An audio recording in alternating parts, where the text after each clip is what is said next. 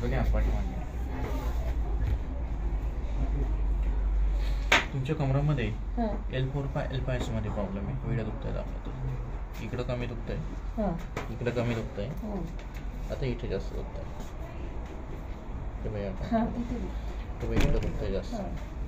आता तुमच्या मानेमध्ये C4 C5 मध्ये प्रॉब्लेम आहे, L4 L5 मध्ये प्रॉब्लेम समजलं. आता तुमचे सगळे सांधे दुखत आहे बरोबर. म्हणजे इथे सर्वाइकल नावाची वेन्स आहे, ही इथे वरची डिक, इथे दोन मणक्यामध्ये प्रॉब्लेम आहे C4 C5 ह्या ठिकाणी वरची डिक खाली सरकली.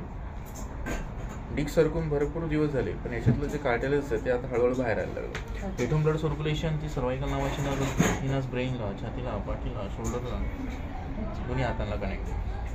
म्हणून ही ज्या नस, ही जी नस आहे ज्या पार्टला कनेक्ट आहे ते पार्ट जेवढे जास्त प्रमाणात वर्कआउट करतील तेवढी झीज होईल. पण एवढी झीज झाल्यानंतर ब्लड सर्क्युलेशन पाहिजे त्या प्रमाणात न झाल्यामुळे त्या पार्टची झीज बऱ्यापैकी होते. पण झीज झाल्यानंतर ती भरूनच निघत नाही. त्याचं कारण त्याला पाहिजे त्या प्रमाणात ब्लड सर्क्युलेशन होत नाही असं. म्हणून जे पार्टला ब्लड सर्क्युलेशन न झाल्यामुळे झीज झाली की तो पार्ट ठणकतो. म्हणजे टेनिस एल्बो दुखेल, शोल्डर दुखेल, हे सगळे बोटं दुखतील. तसंच इथून L4 L5 मध्ये गॅप आहे. इथून ब्लड सर्क्युलेशन ही जी नस आहे ही ब्लॉक आहे. इथून ब्लड सर्क्युलेशन खुब्याला, मांडीला, गुडघ्याला, पोटीला, टाचेला होत नाही. म्हणून झोपतून उठले की टाचा भयंकर दुखतो किंवा खालची जी जेवढी जॉईंट आहे ते दुखतात बऱ्यापैकी दोन्ही पायाची. म्हणून कमरापासून तुमचे निश्चित जॉईंट नाही दुखत, कमरापासून दोन्ही पाय दुखतात, जड पडतात, रग लागते, कळ लागते मुंग्याला. जास्त बसले, जास्त उभं राहिले, जास्त मांडी घातली, हो की नाही. आता सांध्यात म्हणजे काय आहे की फक्त जॉईंट दुखणार, मसल नाही दुखणार, वेन्स नाही दुखणार. पण तुमचं काय आहे की या वेन्स पण दुखत आहे, मसल पण दुखत.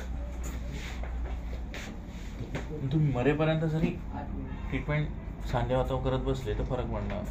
आता काय होतं, ब्लड सर्क्युलेशन खूप दिवसापासून झालं नाही, ते पार्टमध्ये त्या ठिकाणी इंजुरी झाली, कार्टिलेज डेड झालं तर त्या ठिकाणी अनेक तरल पदार्थ तयार होतात. म्हणजे त्या जॉईंटमध्ये पाण्याची वाढ वाढते. म्हणूनच CRP वगैरे जो रिपोर्ट असतो RFI तो पॉझिटिव्ह दाखवला जातो असं आहे. तुम्ही जो रिपोर्ट पॉझिटिव्हच्या ह्याच्यावरती गेले बरेपर्यंत पण त्याच्यावर ट्रीटमेंट करत बसले तर क्लिअर होणार नाही. पण ते पॉझिटिव्ह का आलं त्याचं कारण पण बघणं गरजेचं आहे. त्याचं कारण हे या दोन वेन्स असं जेव्हा ह्या वेन्स चालू होतील, ऍक्टिव्ह होतील तेव्हाच हे क्लिअर. कारण की शरीराचा नियम असतो, म्हणून पण सांगितलं जेवढा सेल्सचा डेट होता दिवसभरात तेवढा रात्री तो परत रिजनरेट होता. पण हा नियम तुमच्या पूर्ण बॉडीला लागू नये. म्हणजे कोणता, ही जी वेन्स दोन्ही शोल्डर, दोन्ही हाताला कनेक्ट आहे या पार्टला लागू नये. आणि कमराची जी वेन्स आहे सायटिका, ही वेन्स खुबे, दोन्ही गुडघे, दोन्ही तळपाय एवढा त्रास देईल, दुसरा काही त्रास देईल. जेव्हा ह्या दोन्ही वेन्स चालू होतील तेव्हाच तुम्ही बरे होणार, नाही तर होणार नाही. हे 1-2 दिवस होणार नाही, त्याला 8-10 दिवस लागेल. पण जोपर्यंत ह्या वेन्स ऍक्टिव्ह होत नाही तुम्हाला सगळ्या प्रकारचे हार्ड ऍक्टिव्हिटी बंद समजलं. नाही तर त्याला मी काय जगातला कोणता डॉक्टर बरा नाही करू शकत.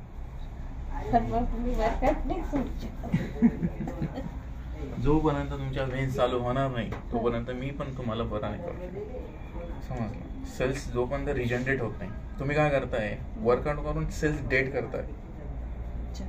पण तेवढी डेड झाल्यानंतर तुमची शरीर आहे ते सेल्स रिजनरेट नाही करत आहे ना.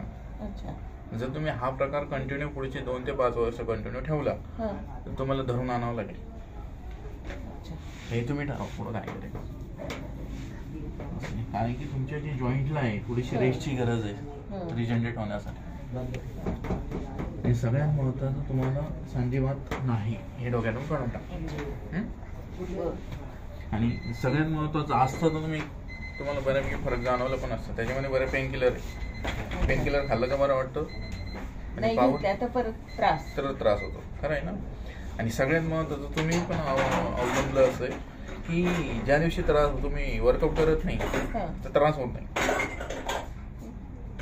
ज्या दिवशी हार्ड वर्कआउट झालं तर दुसऱ्या दिवशी किंवा त्या दिवशी जास्त त्रास होतो. जाणवलं नाही का तुम्हाला? तुम्ही वॉचच नाही केलं.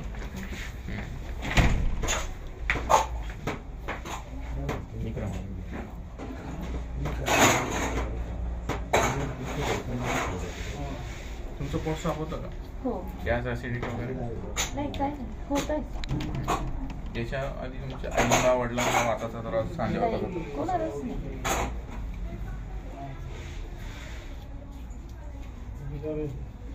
आणि याच्यावरती ट्रीटमेंट कधीपासून घेत आहे? साधारण 20-1 दिवस झाले, 1 महिना झाला साधारण.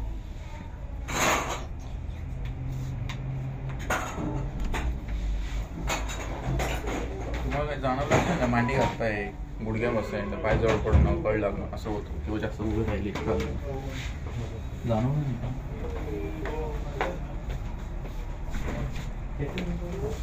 गोळ्याच खात होते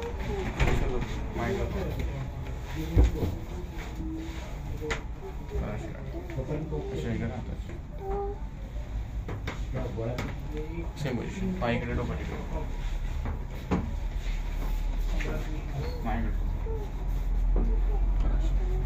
रिलॅक्स,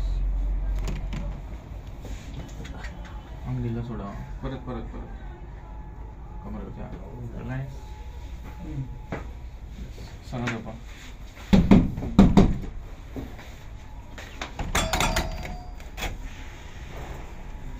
थोडं खाली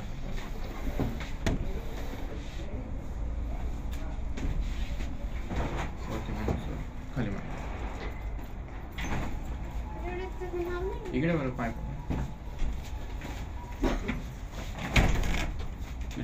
या साईडला, इकडे या साईडला. रिलॅक्स, बस रिलॅक्स रिलॅक्स. मांडून हात ठेवून पाय, डोकं इकडे पाय.